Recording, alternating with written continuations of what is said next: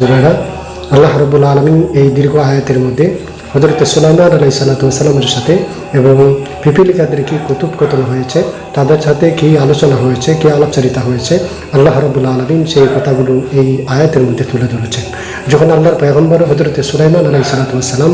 ওনার আউযু বিল্লাহি মিনাশ শাইতানির রাজীম বিসমিল্লাহির রাহমানির রাহিম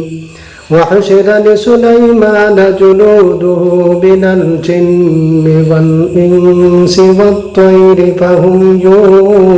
يوزعون حتى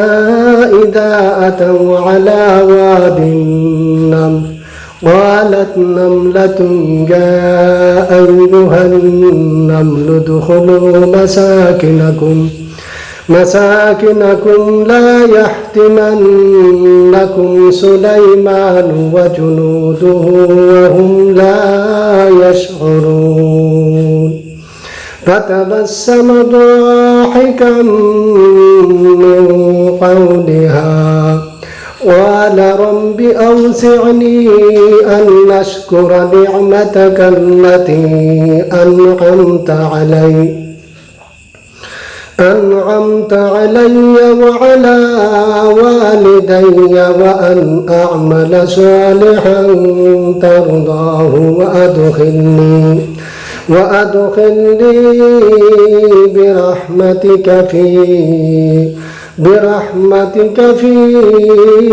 عبادك الصالحين وتفقد الطير فقال ما لي لا أرى الهدهد أم كان من الغائبين لأعذبنه عذابا شديدا أو لأذبحنه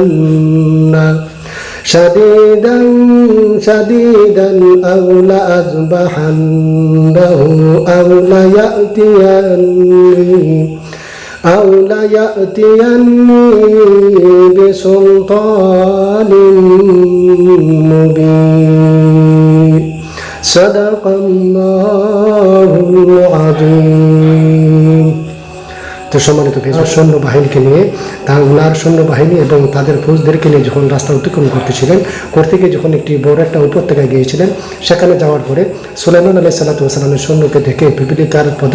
পিপিলিকাদের রাজা ছিল, প্রধান ছিল, কমান্ডার ছিল, সে তাদের পিপিলিকাদের সম্বোধন করে বলেছিল, হে পিপিলিকারা, তোমরা তাড়াতাড়ি তোমাদের স্ব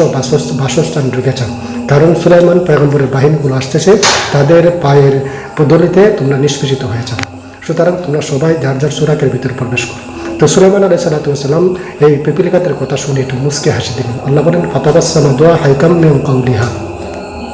তো প্রিয় ভাইরা, কথাগুলো ভালো লাগলে আপনারা শেয়ার করে সবার মধ্যে ছড়িয়ে দেওয়ার চেষ্টা করবেন। ধন্যবাদ সবাইকে।